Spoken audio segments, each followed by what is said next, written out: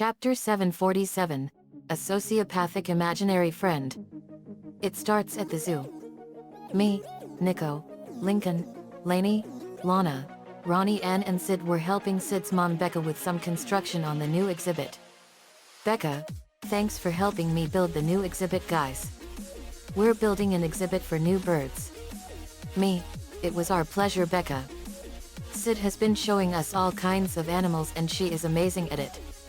Sid, thanks JD. We're putting in a condor exhibit.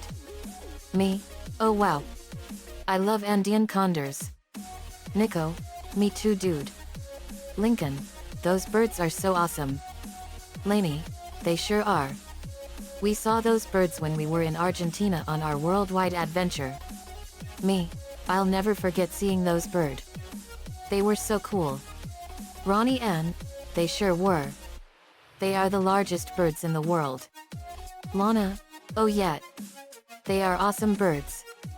Me, they sure are. I was wearing my Jurassic Park vest. Becca, I didn't know you went to Jurassic Park. Me, we did more than just go there, Becca. We actually help endorse the park and it's a huge success. Kids all over the world have been wanting to see real dinosaurs from millions of years ago. Becca, I was really shocked to see that they brought all the dinosaurs back to life. Me, we all were, Becca. But it was so awesome. Nico, I saw Jurassic Park with my family and it was so awesome. Lana, it sure was. Lainey, that was an extremely unforgettable experience. We saw all the dinosaurs brought back to life after 65 million years of being extinct. Ronnie Ann, oh yeah. It was so awesome. Sid, it was awesome. I had my mind completely blown. Me, we all had our minds blown, Sid. We got to work on the exhibit. It was a habitat for Andean condors. We got in 2 Andean condors from South America, Micah and Norm. They were big birds. We made the habitat of the condors look like their home in South America. It was down to the last detail. Asterisk, asterisk, asterisk. Later back at the estate, we were watching a brand new show recommended by Ronnie Ann. It was called Adios, Anna, Adios. It was a Mexican show about a young orphan girl named Ana Ronalda and she can kick major butt. We saw her break out of her rope bindings with brute strength and she kicked her captors' butts. Lola, wow. She can sure kick butt. Sally, that's for sure. Me, boy Ronnie Ann, this show is awesome. Ronnie Ann, it sure is. My relatives got me hooked on it. Nico, boy she sure knows how to kick some major butt. Me, she sure does. Lori, I literally love how they style her hair. Me, her hairstyle in this episode reminds me of Princess Leia's from Star Wars 4. Lola, it sure does. Sid, this show is so awesome. Me, it sure is. Hey Jen, did you ever Hulk out on the beach? Jen, that is something I don't like to talk about. Flashback. Jen, narrating. I was relaxing on the beach. I had a black bikini on. Suddenly I started reverting back to human. Jen started reverting back. Her skin turned back and then her hair turned back to black and she lost all her muscle mass and then she saw this. Jen, I was back to normal and I was shocked. But I changed back to She-Hulk. Jen turned back into She-Hulk and got her green skin, green eyes, muscle mass, and her long dark green hair. Flashback ends. Jen, I don't know what caused that to happen. Carly Beth came in with Chaz. Chaz, Carly Beth, you have to at least help us somehow. Carly Beth, look, Chaz. My mind's all mined up. I'm not helping to look for Chuck and Steve. Chaz, I get that Chuck and Steve picked on you. Believe me, I used to be in their shoes before. But them running away isn't a good idea. And I should know. Carly Beth, that doesn't really convince me. Chaz, fine. But don't you want to be there at the trial when they get their just desserts? Carly Beth, when I testify against them at their trial, but that's it. Chaz, fine with me. Me, CB. I'm sorry Chuck and Steve got away, but I promise we will catch them and bring them to justice. They will pay for their crimes. Carly Beth, good. Brawl, so, there's been no sign of those dirtbags, Chuck and Steve, so far? Prowl, not a trace. We even had the aerial bots and flash search for them. Carly Beth, hey, I don't blame them. I wouldn't want to show my face too if I had done the things Chuck and Steve did. Sora, look, Chuck and Steve did pick on you. No argument there. But don't you think we should at least look for them a few more times? They could get seriously hurt out there. Carly Beth, so what? As far as I'm concerned, Chuck and Steve deserve to be kicked out of society forever. Beekeeper, but we still have to find them so they can stand trial. Granted, they'll be found guilty anyway. But it's best to have them there for a better outcome. Carly Beth, you know what? You guys can go search for them if you want. I want nothing to do with Chuck and Steve anymore. Leaves the room. Me, boy, she really despises their guts. Then again, I would hate someone like Chuck and Steve if they did all that horrible stuff to me. Nico, me too.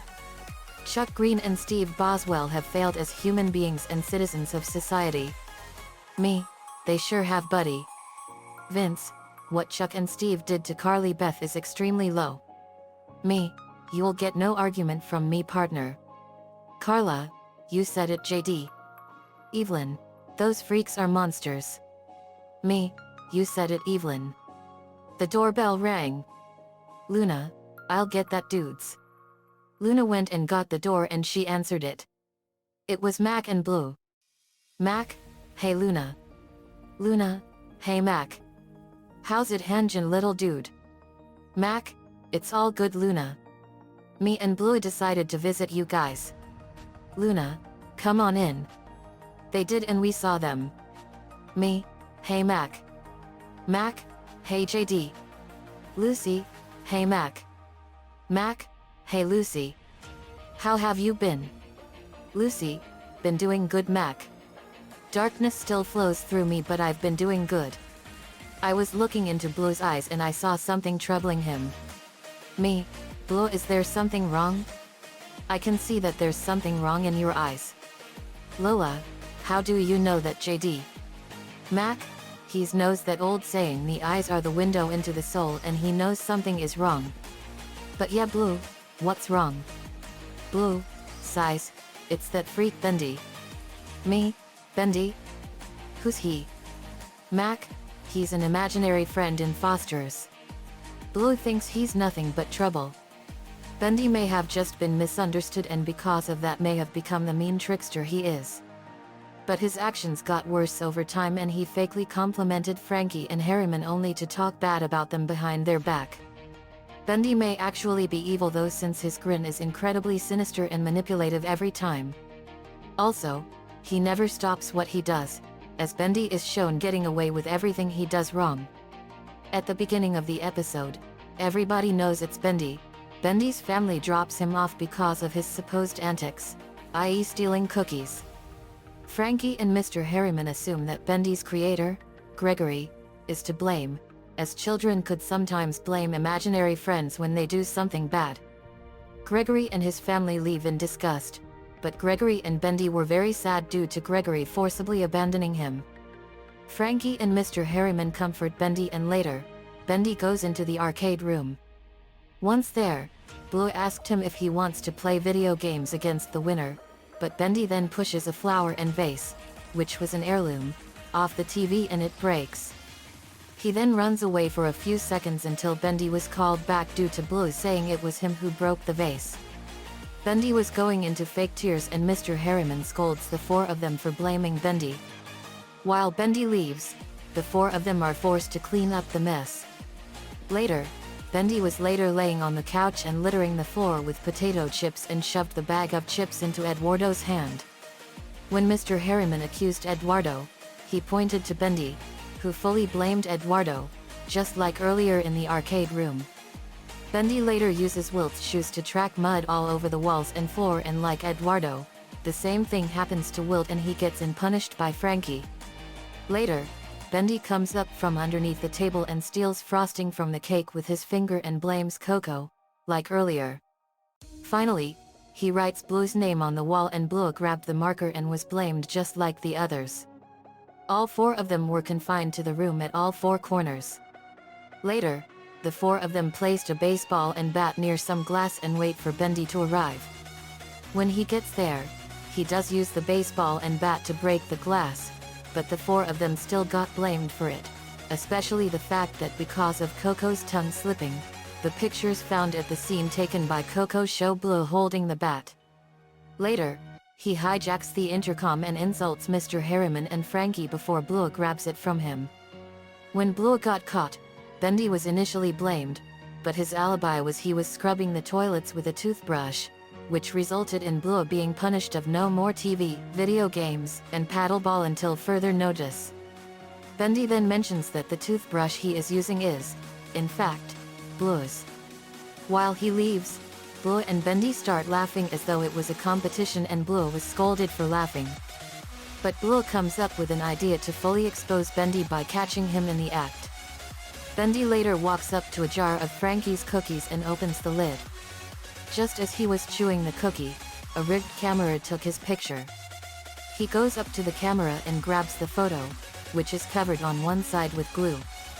Because he tried to get the glue-covered picture off of his hand, he loses balance and makes a noise when he fell, which draws the attention to Frankie and Mr. Harriman.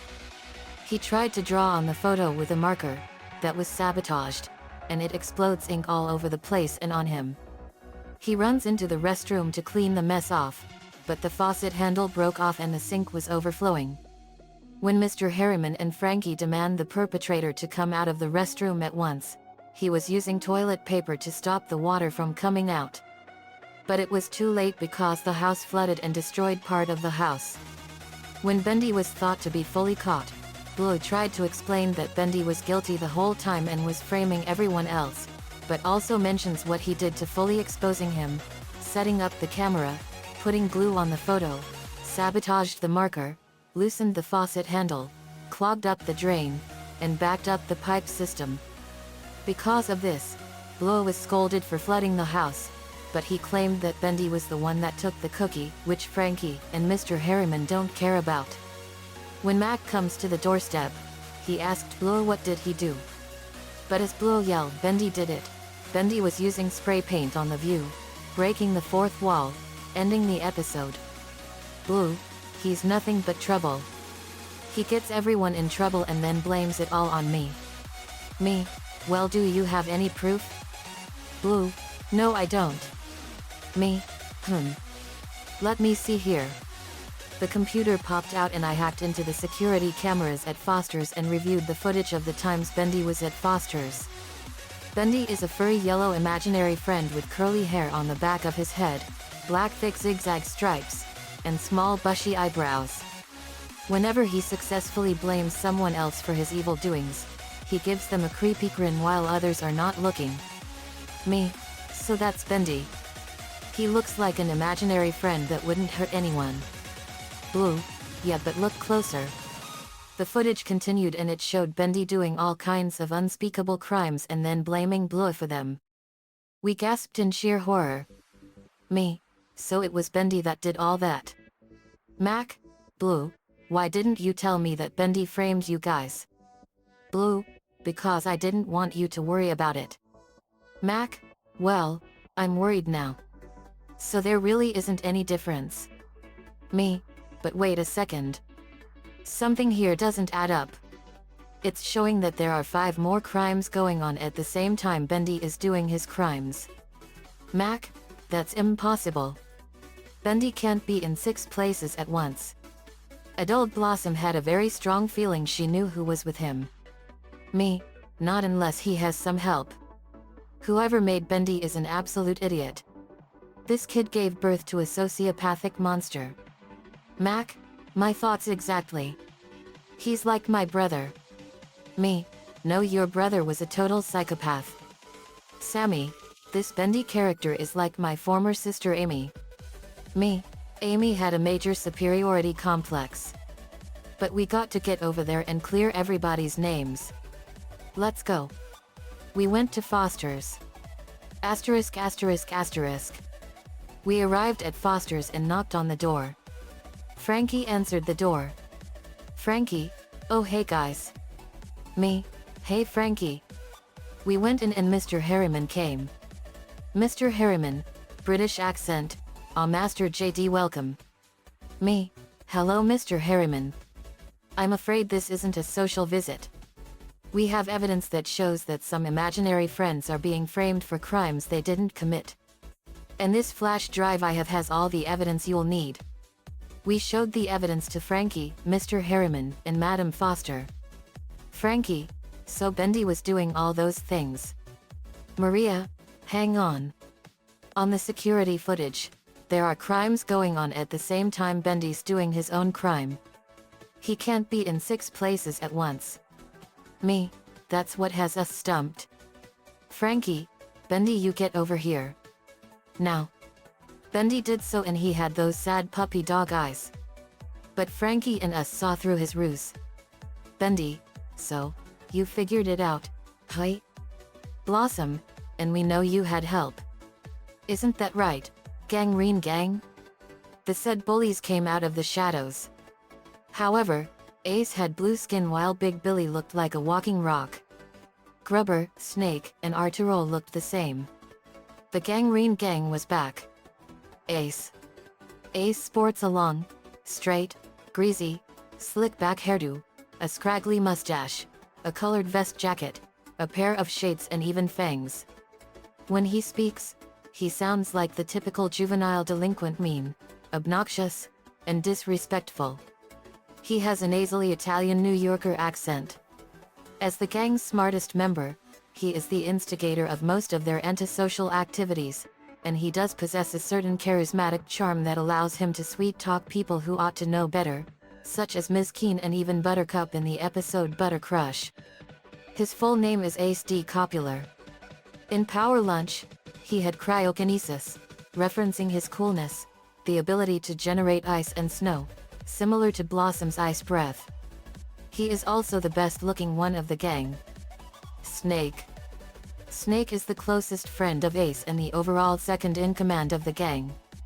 He has shoulder-length greasy black hair with black lips, pointy nose, skinny body, a Kangol hat turned backwards, and a snake-like voice.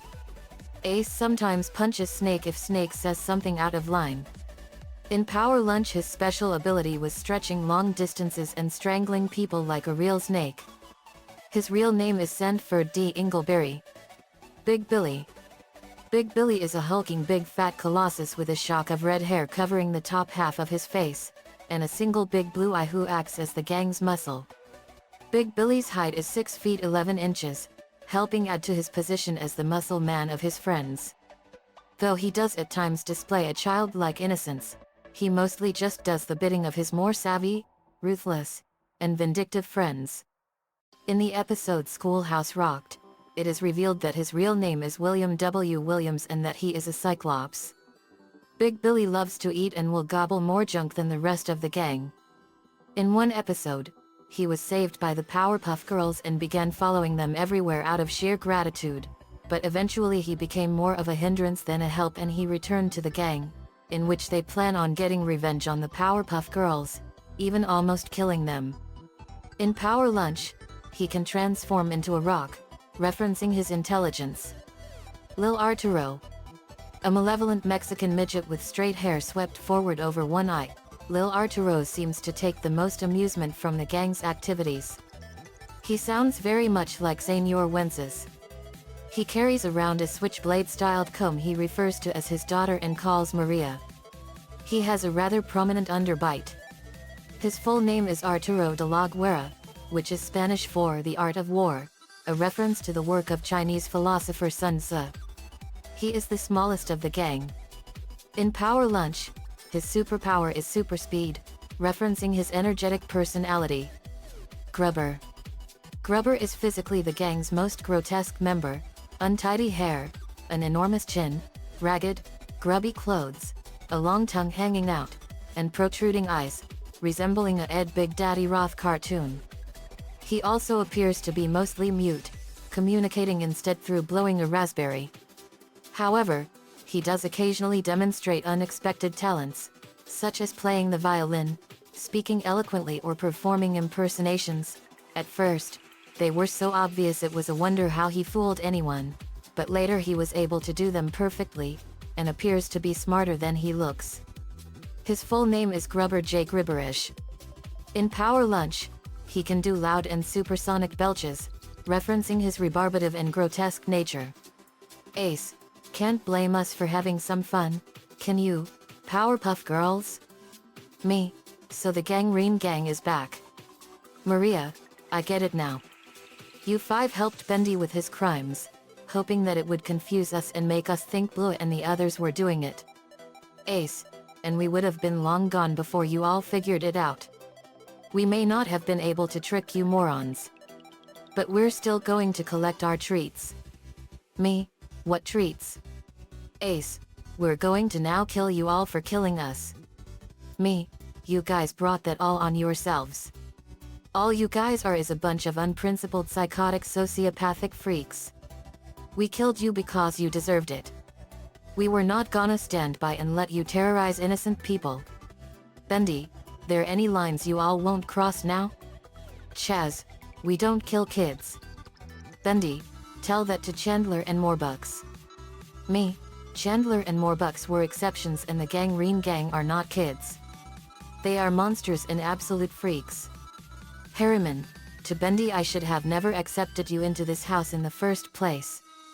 Mr. Harriman spun around and he was now in a fighter uniform. Brawl, to Harriman, I thought you don't like violence. Harriman, when it comes to protecting this house and its inhabitants, I make exceptions. Me, let's take this outside. Because we don't want any damage done to the house. Frankie, good idea. We went outside. We stood ready to face them. Me, Frankie, I want Bendy to watch this. This is what happens when we fight, and we fight mercilessly. Frankie, you got it, JD. Ace, so what are you all gonna do? Me, destroy you like we did before. Also, for the record, we're not the same as we were when we beat you the last time. Ace, I'll have to see that. Me, let's get them. We went at the newly resurrected Gangrene Gang and we clashed with them. Asterisk asterisk asterisk. Battle 1, Big Rocky Billy. Asterisk asterisk asterisk. Big Billy, Day, I've been turned into a rock. Edzilla, Ed will smash you. Lenny used her gravity powers and lifted him high above the ground. Lenny, you guys totes make me sick. Lenny slammed Big Billy into the ground and it shattered him into smaller pieces. Edzilla, punches Big Billy. Ed smash Punky Rock. Lenny and Edzilla both mercilessly pulverized Rock Big Billy into pebbles and killed him in an instant. Big Billy went into the river of fire. Lenny, that takes care of that tubby freak. Ed, you said it, Lenny. Asterisk asterisk asterisk. Battle 2, Loud Grubber. Asterisk asterisk asterisk. Lori, Black Canary, Luna, and Bubbles, young and adult, were facing Grubber. He had extremely loud sonic burps. He released an incredibly loud sonic burp that had red sonic waves, and they were loud enough to shatter eardrums and windows. Lori then surprised everyone by screaming, and then she released a massive hypersonic scream that was so powerful that it overpowered Grubber's and it blew him into an electric transformer and electrocuted him. Grubber was burned. Black Canary, I didn't know you had a sonic scream like me, Lori. Lori, I just literally discovered that I had this power. It's awesome. Luna, here he comes, dudes. Bubbles, adult, let's show him a deadly hypersonic scream combo. Black Canary, this is gonna be awesome. Grubber took a deep breath and he let out a powerful sonic burp, and Black Canary, Lori, Luna, and both Bubbles released a combined hypersonic scream.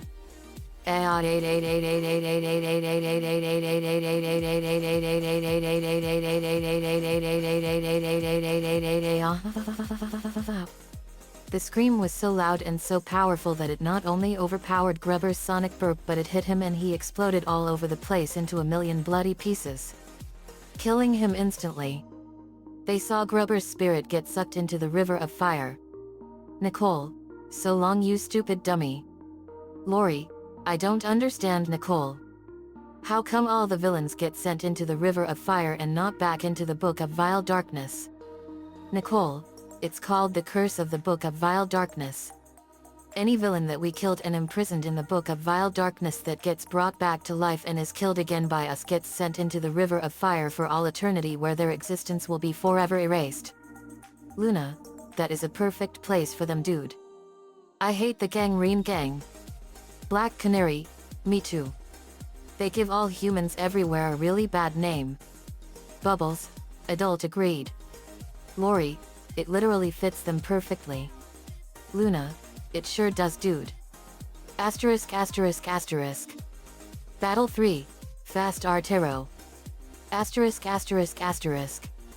Luan, Eddie, and Flash were facing little Artero and he had super speed. He could now run faster than a bullet fired from a gun. Luan, you are a fast one. They should write you a major speeding ticket for speeding and not having a license to run on the road. Artero, very funny. Flash ran fast and got behind Artero. Flash, you're just a sad little freak that can't outrun the fastest man alive. Flash punched little Artero in the face and Luan and Eddie fired a massive blast of light and completely obliterated Artero in an instant. His spirit went into the river of fire. Luan, Artero might have been fast, but nothing is faster than light. Eddie, you said it, my angel of comedy. Flash, no one insults my image. Asterisk asterisk asterisk. Battle 4, Stretchy Snake. Asterisk asterisk asterisk. Nico, Sora, Prowl, Brawl, and Beekeeper were facing Snake. Snake got super elasticity and he can stretch himself all over the place. Nico, hey Snake, how about we tie this one up? Nico went at Snake and he grabbed him and tied him up into a pretzel knot. Nico, now you are a human pretzel with no salt or cheese. Let's finish this clod with our combos. Brawl, you got it, boss. Cyber Key Power. The Earth Cyber Planet Key went into Brawl's sonic cannon and it enhanced it 100-fold. Beekeeper, time to deliver the sting. Earth Cyber Key Power. The Earth Cyber Planet Key went into the Beekeeper's right arm device and it had his bees gain super stingers that are capable of poisoning people with poison that packs the potency of poison dark frog venom. Brawl and Beekeeper, Supersonic Venom Death Strike. Brawl fired his Sonic Blaster and Beekeeper sent a powerful swarm of bees at Snake and the Sonic Blast confused him and the bees all stung him all over the place. Snake was gagging, coughing, and violently convulsing. Prowl, let's get him Sora. Cyber Key Power. The Velocitron Cyber Planet Key went into his back and it enhanced his acid pellet gun. Sora, Giganteon Cyber Key Power. The Giganteon Cyber Planet Key went into Sora's right arm device and it turned his Keyblade into a key of pure light. Sora and Prowl, Acidic Strike Raid Force. Prowl fired acid pellets and Sora threw his Keyblade and it spun rapidly like a saw blade and the acid pellets merges with the Keyblade and it hit Snake and was burning him alive. Nico, now it's time to finish you, Snake. You have failed this world. Fire Wave. Giganteon Cyber Key Power. The Giganteon Cyber Planet Key went into Nico's left arm device. Nice fired a massive blast of fire and it hit Snake and completely incinerated him in an instant. Snake's spirit went into the river of fire. Asterisk asterisk asterisk. Battle 5, Cryo Ace. Asterisk asterisk asterisk. Me and Ace were facing each other. This was a battle between two of the most powerful forces in the universe, Fire vs Ice. One of the oldest battles in the universe that's been around since the beginning of time. Ace fired a blast of ice at me and I fired a blast of fire at the ice and melted it. Me, you know Ace, this is a battle that's been around ever since the beginning of time, Fire vs Ice. For 13.6 billion years ice and fire have been clashing ever since. Ace, that's interesting and Ice will win. Ace fired a powerful blast of ice and I fired a massive blast of fire, and our blasts collided and turned into a massive cloud of steam. This is getting us nowhere. Final smash time. Mr. Harriman, you got it. Master JD.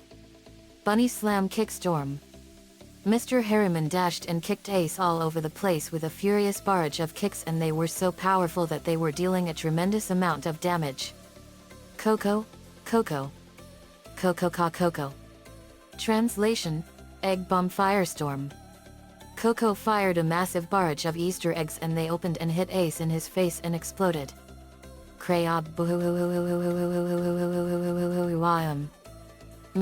Time for fire to destroy you once and for all, Ace. I fired a massive blast of fire at Ace and it enveloped him and completely incinerated him into dust and ash. His evil spirit went into the river of fire. Nico, gang, you all have failed this world. And this universe. Now we went and dealt with Bendy. During the battle, Nico caught a Mutham and a Vespican. Mr. Harriman, to the viewers, never mess with Team Loud Phoenix Storm or you are seriously asking for it. I picked up Bendy and had him look me in the eyes. You are in a lot of trouble. I don't know what your creator was thinking making you. But he is a very bad kid. We condemned Bendy to the Jupiter prison for imaginary fiends where he will stay for all eternity. The end. ******. Another fanfiction complete. I hated Bendy's guts with a vengeance on Foster's home for imaginary friends. He was a sociopathic freak of nature. Nico-chan 11 gave me the ideas for this one. Thanks man, as usual. Let me know what you all think. See you all next time.